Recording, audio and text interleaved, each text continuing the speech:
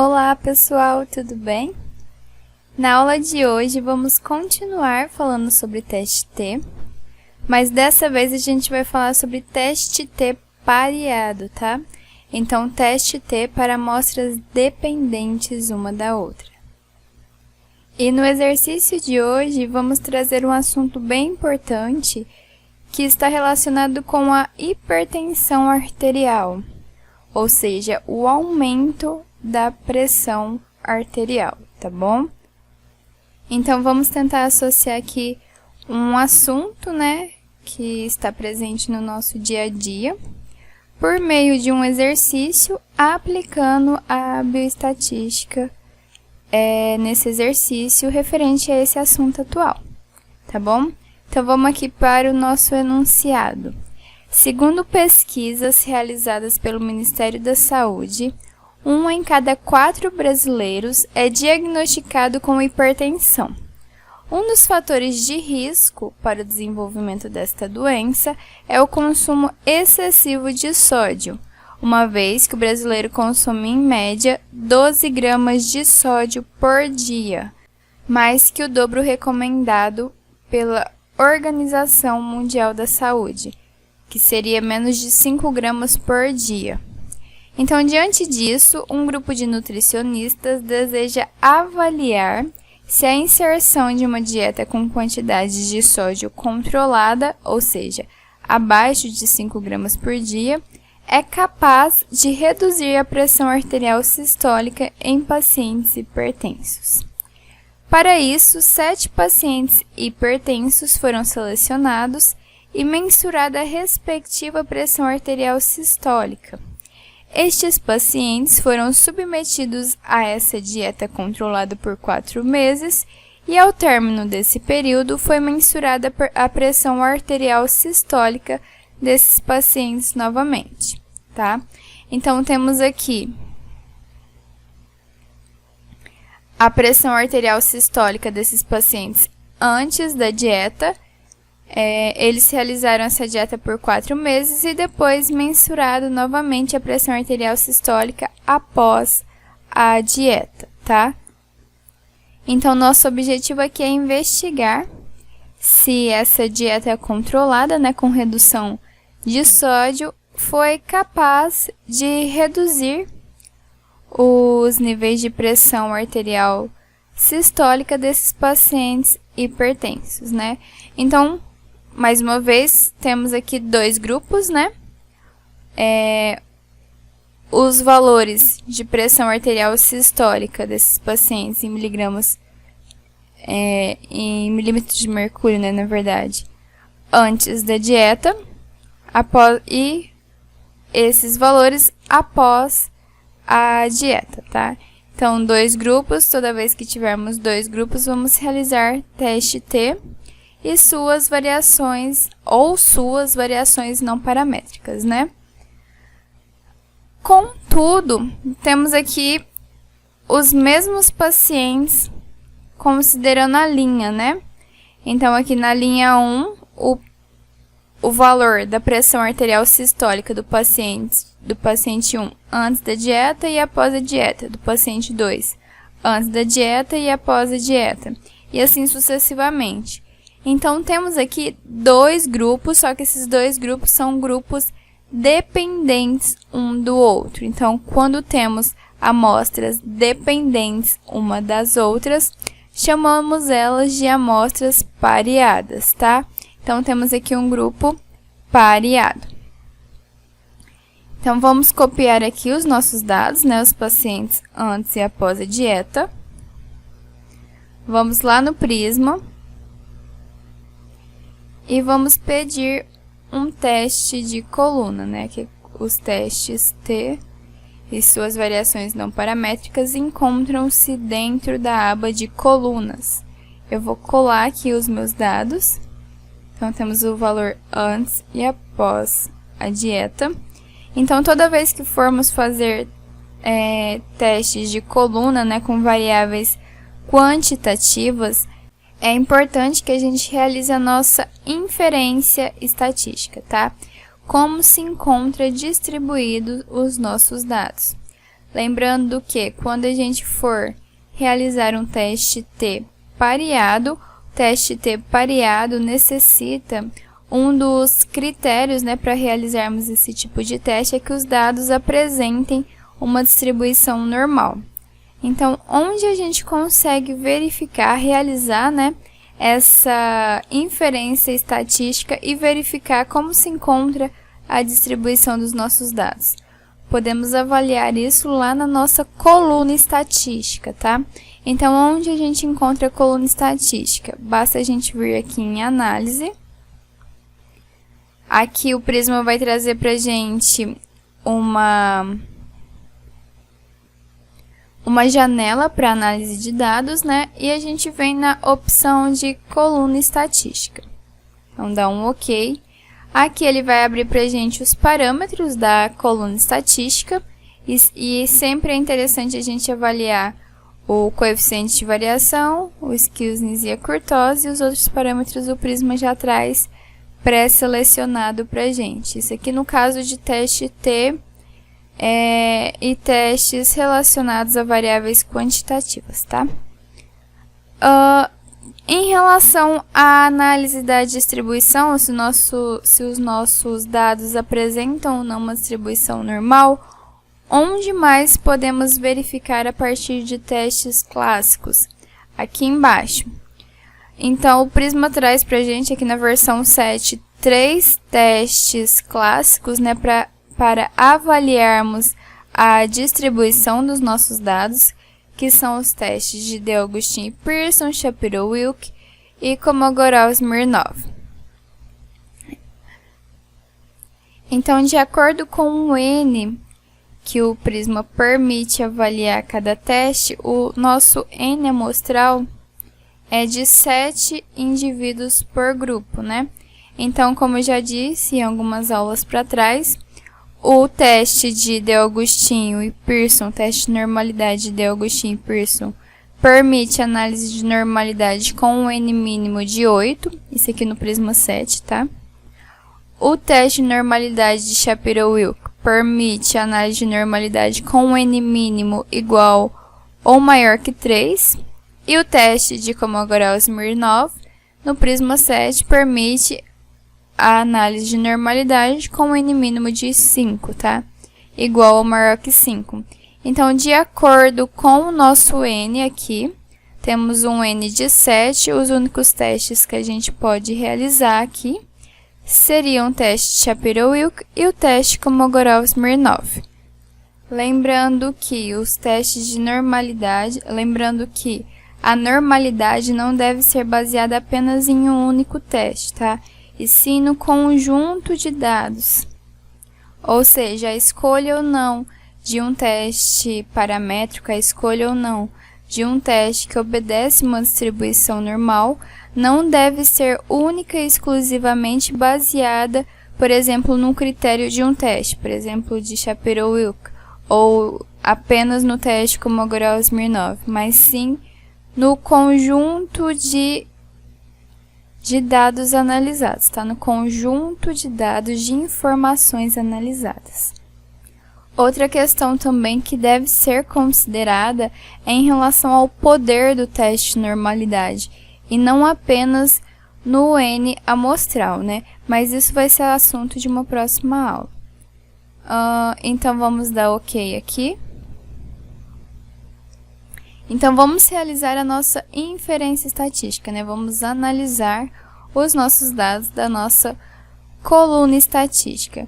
Lembrando que dados que tendem a uma distribuição normal apresentam valores de média e mediana semelhantes, né? Então, lembrando daquela curva de Gauss, os valores de média, mediana e moda são semelhantes. Então, a primeira análise que vamos realizar aqui é em relação aos valores da mediana e aos valores da média.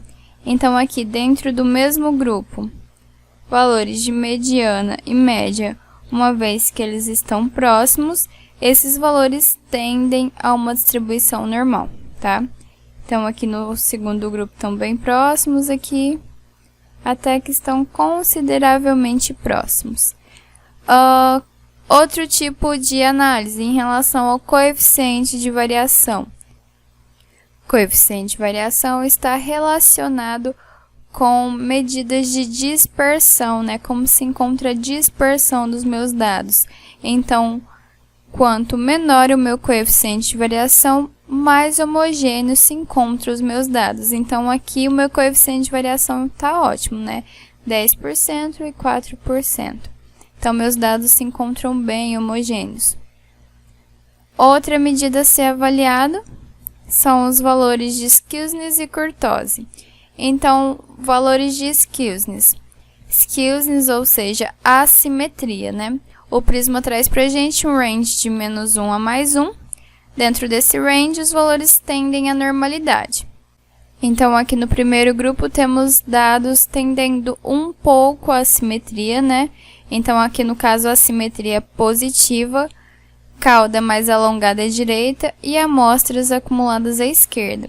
Contudo, aqui no segundo grupo, ele já encontra-se dentro do range, né? Então, essa distribuição tende à normalidade. Em relação ao valor de kurtose, o que significa a mesma kurtose? De acordo com um paper publicado em 2014, referindo-se, né, ao fim da kurtose, que até então a kurtose era...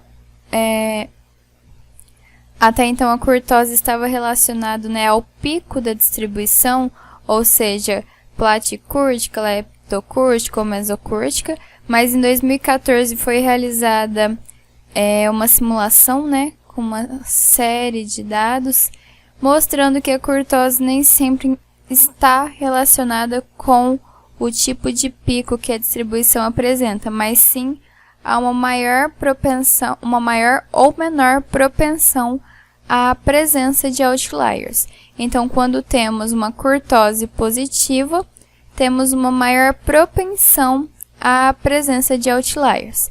E uma kurtose negativa, uma menor propensão à presença de outliers. Veja bem, propensão. Não quero dizer que sempre que a kurtose for positiva, teremos a presença de outlier, mas sim uma maior propensão, uma maior tendência à presença de outliers, tá? Então, semelhante ao skewness, o Prisma também traz esse range de +1 a -1. Dentro desse range, ele tende a uma distribuição normal. E aqui nos nossos dados, o primeiro grupo tende a essa distribuição normal, e aqui no segundo grupo temos uma kurtose negativa. Ela está fora do range, mas lembrando que kurtose negativa temos uma menor propensão à presença de outliers. Então, de forma geral, em relação aos testes, comparando o valor de mediana com a média, coeficiente de variação, skewness e kurtose, até então nosso conjunto de dados tende à normalidade. Então, para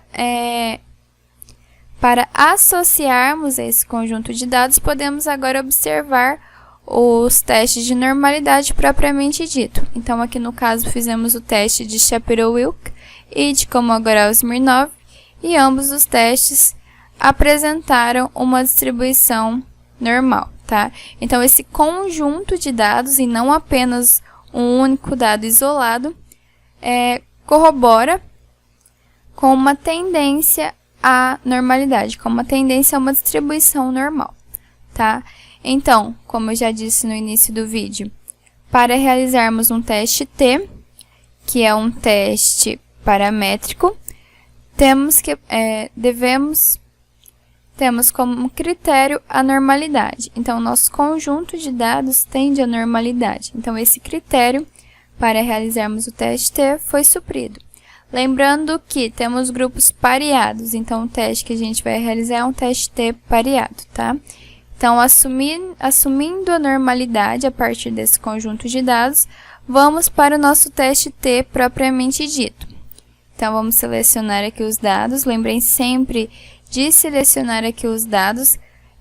Caso isso não seja realizado na hora de pedirmos a análise de dados aqui, seus dados não vão aparecer nesse painel lateral. Então, teste T, aqui nessa opção da análise de colunas, temos o teste T e suas variações não paramétricas, tá? Então, eu vou dar um OK aqui. E logo no início, aqui no design experimental, ele já pergunta se temos um grupo não pareado ou grupo pareado. Lembrando que grupo não pareado, então temos amostras independentes uma da outra. E grupo pareado, temos amostras dependentes uma da outra.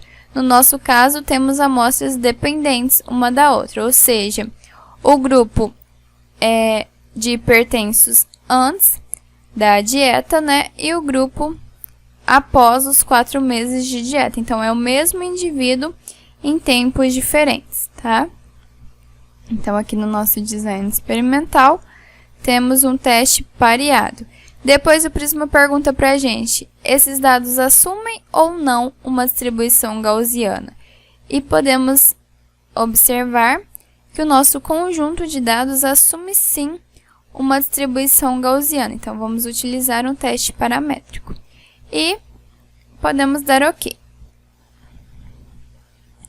Então, podemos vir aqui em teste T pareado e o Prisma traz para a gente que os grupos são significativamente diferentes, né?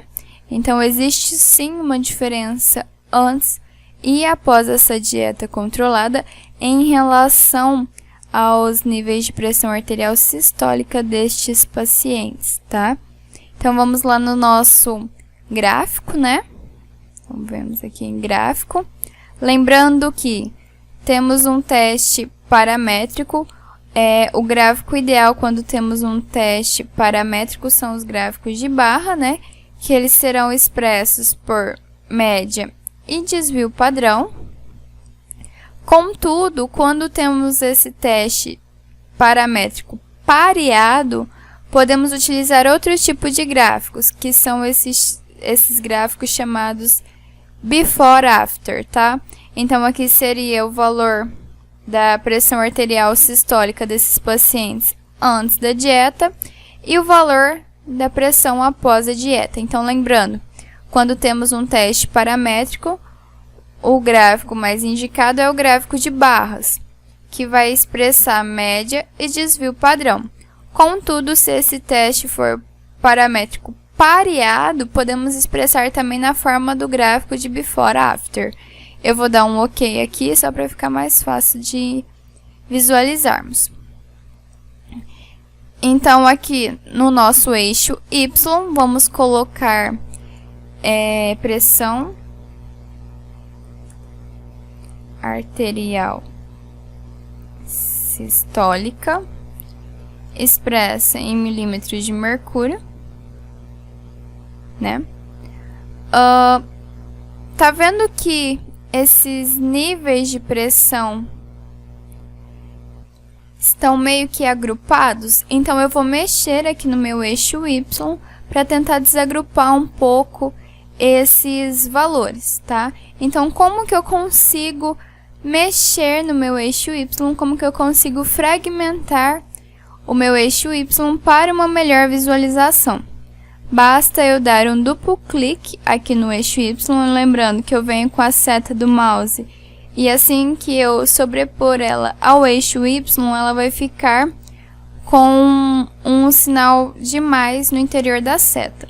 Então, eu dou um duplo clique no eixo Y e vai abrir pra gente esse painel para formatar o eixo. Então, aqui o eixo Y, a nossa esquerda, né?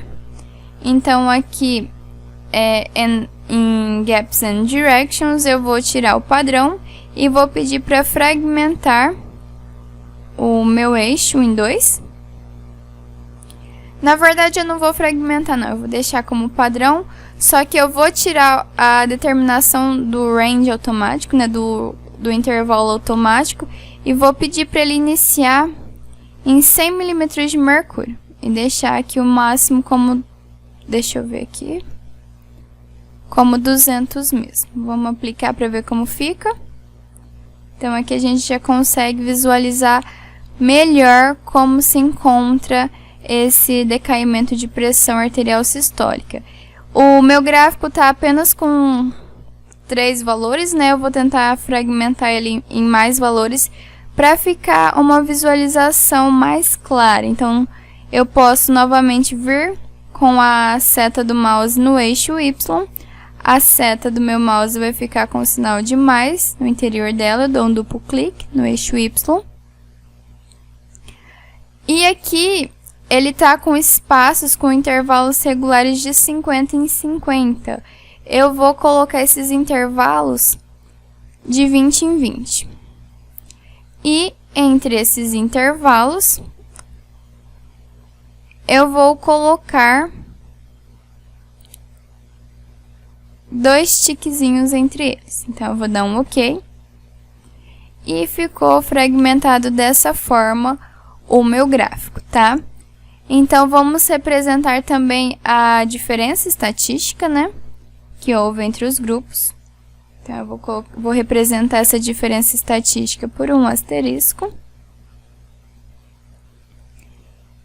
E uma coisa importante, pessoal. Eu vou mostrar esse detalhe aqui para vocês na coluna estatística, tá? Então, eu vou voltar aqui em coluna estatística. E vocês podem observar aqui que tanto a minha média após a dieta quanto a mediana deram cerca de 135 milímetros de mercúrio. Então, tivemos sim uma redução da pressão arterial sistólica desses pacientes, uma redução significativa da pressão arterial sistólica, porém, esses pacientes ainda são considerados hipertensos, tá? Então, aqui, segundo a Associação Americana do Coração, valores de pressão arterial sistólica entre 130 e 139 representam estágio 1 de hipertensão, tá? E aqui na nossa média, né, e mediana de 135 milímetros de mercúrio representam ainda estágio 1 de hipertensão. Então, por mais que os nossos pacientes tenham obtido uma redução significativa de pressão arterial sistólica, essa redução não foi suficiente, né, para tirá-los do estado de hipertenso. Então, às vezes, temos alterações estatisticamente significativas, né? Porém, essa significância nem sempre representa algo clinicamente significante, né? Então, a gente tem que ficar de olho, né, nessa diferença estatística, porque às vezes a gente tem a diferença estatística, mas clinicamente falando, essa diferença nem sempre tem tanta influência, tá? Então, eu queria trazer isso aqui para vocês. Outro detalhe aqui no gráfico, então, lembrando, a nossa legenda, né, no eixo X encontra-se angulada. Caso eu queira passar a minha legenda de angulada para horizontal, basta eu vir aqui com a ponta do mouse. A ponta do meu mouse vai ficar com uma seta para baixo e para cima. Eu dou um duplo clique. O prisma vai abrir para a gente novamente essa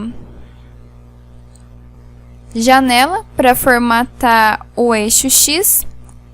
Então, eu venho aqui e de below angulado, eu peço para colocar below horizontal. Então, OK. E a minha legenda, né, que se encontrava angulada, ela passa aqui no eixo X a ficar na posição horizontal. Se eu quiser aqui renomear o meu eixo X, eu também posso. Porém, no nosso caso, não terá necessidade, né? Que eu já coloquei aqui todas as informações no eixo Y. Então, eu vou simplesmente excluir aqui o meu eixo X, né, o título do eixo X. Eu vou clicar em cima e apertar Delete. E apertar fora, tá? Se eu quiser excluir aqui também o título, em Date One, basta eu clicar, apertar Delete e clicar fora do gráfico, tá bom? Outro detalhe importante é para quem trabalha com paciente mesmo e acompanha esse paciente por um período, é saber qual paciente está representado em cada linha, para depois adicionar as devidas informações, né? Ou então, caso esse paciente apresente algum tipo de alteração durante a análise estatística, você pode consultar a ficha clínica desse paciente e verificar a presença, por exemplo, de medicamentos que poderiam estar alterando a pressão desse paciente e gerando um falso positivo ou um falso negativo. Então, você excluiria esse paciente, caso fosse necessário, da pesquisa.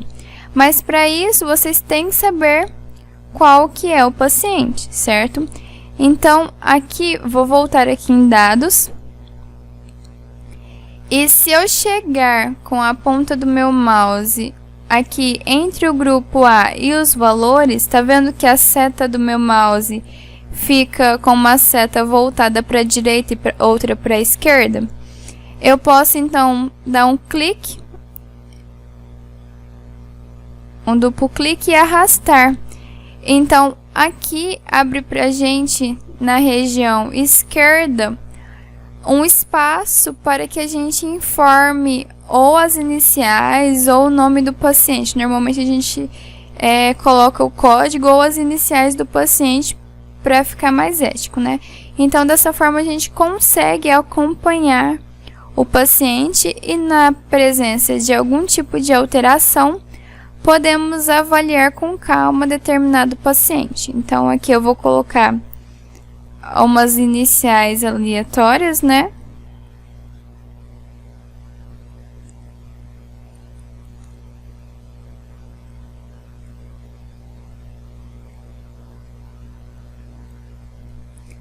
No qual, caso seja necessário, eu consigo acompanhar o progresso desse paciente, tá? Então, aqui só um detalhe para quem trabalha com pacientes, acompanha aí esses pacientes por determinado período. Outro detalhe é, por exemplo, caso eu queira voltar para minha análise de resultados sem ter que vir aqui na janela lateral, eu posso voltar para os meus resultados de duas outras formas. Aqui na região inferior, eu posso clicar nessas duas barras amarelas paralelas, que o Prisma me leva novamente para a análise dos resultados. E uma terceira opção, vou voltar aqui nos dados, seria eu vir aqui nessa seta verde e ele vai mudando gradativamente, passando pelos resultados, tá? Então, aqui mais alguns atalhos que o Prisma traz pra gente. Eu vou voltar lá no meu gráfico, aqui em Graphs, Date One. E mais um detalhe, por exemplo, os meus eixos, tanto o eixo Y quanto o eixo X, eles se encontram black, né? Eles se encontram no formato black white. Se eu quiser modificar a cor apenas do meu eixo, como que eu faço? Eu posso vir aqui em Change Colors, essas três bolinhas aqui, e aqui em X, eu posso modificar apenas a cor do meu eixo, tá? Então, eu vou escolher aqui para o meu eixo ficar na cor vermelha. E vai modificar, o Prisma vai modificar pra gente apenas a cor do eixo, tá? Outro detalhe aqui. Vocês estão vendo que a identificação do meu eixo Y, ele está um pouco longe dos valores. Eu consigo também arrastar esse título do meu eixo Y para mais próximo, mais distante dos valores do meu gráfico. E como que eu faço isso? Basta eu vir com a seta do mouse, ela vai ficar novamente nesse formato de uma seta voltada para a direita e para a esquerda. Basta eu clicar e arrastar esse título referente ao meu eixo Y. Então, eu posso tanto aproximar quanto afastar esse título do meu eixo Y, tá? Caso eu queira aumentar ou reduzir também a fonte dos meus eixos, é possível. Por exemplo, aqui no eixo Y, se eu clicar com o botão esquerdo normal, né, sobre a legenda do meu eixo X, vai ficar esses quadrados azuis aqui selecionados, né? E é permitido também aqui alterar tanto a fonte quanto o tamanho da minha fonte, colocar negrito, itálico ou sublinhado também. Então, eu vou apenas aumentar o tamanho da minha fonte. Eu posso aumentar tanto aqui no formato numérico quanto nesse formato automático. Vou aumentar de forma automática, que aí eu vou acompanhando. E o mesmo para o eixo Y. Eu posso tanto reduzir quanto aumentar a fonte referente ao meu eixo Y. E para os valores referentes ao eixo Y, da mesma forma, eu posso tanto aumentar o tamanho da fonte, quanto reduzir essa fonte referente aos valores correspondentes ao eixo, tá? E posso também modificar a cor. Então, aí vocês conseguem brincar um pouquinho com o designer gráfico do Prisma, né? Caso vocês não gostem da formatação que vocês realizaram, vocês podem vir novamente aqui em Change Color, pedir para voltar para o formato Black White ou escolher algum esquema de cores já pré-definidos, né? Então, eu venho aqui em More Color Schemes. E o Prisma já traz pra gente uma série de cores pré-definidas que basta vocês escolherem aquela com a qual vocês mais se identificam, tá? Então, vocês podem ir apertando aqui a barrinha, a setinha lateral, e escolherem aquele esquema de cor que mais lhes agrada, tá? Então, basta dar um OK. E o gráfico de vocês já vai ficar formatado de acordo com o esquema pré-definido. Caso vocês queiram tirar o background, né, o plano de fundo, basta vocês clicarem no plano de fundo com o botão direito do mouse. Vem aqui em Background Color. E eu coloco meu background branco. Então, ele vai perguntar se eu realmente quero colocar isso. Eu vou colocar que sim.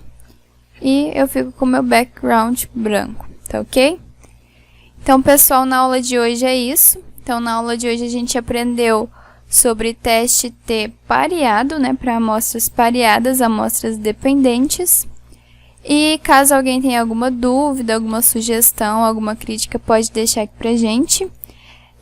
Ficamos muito felizes com o feedback de vocês dos vídeos anteriores. Continue inscrevendo pra gente, mandando e-mail, comentando aqui embaixo, tá? Um abraço e até a próxima!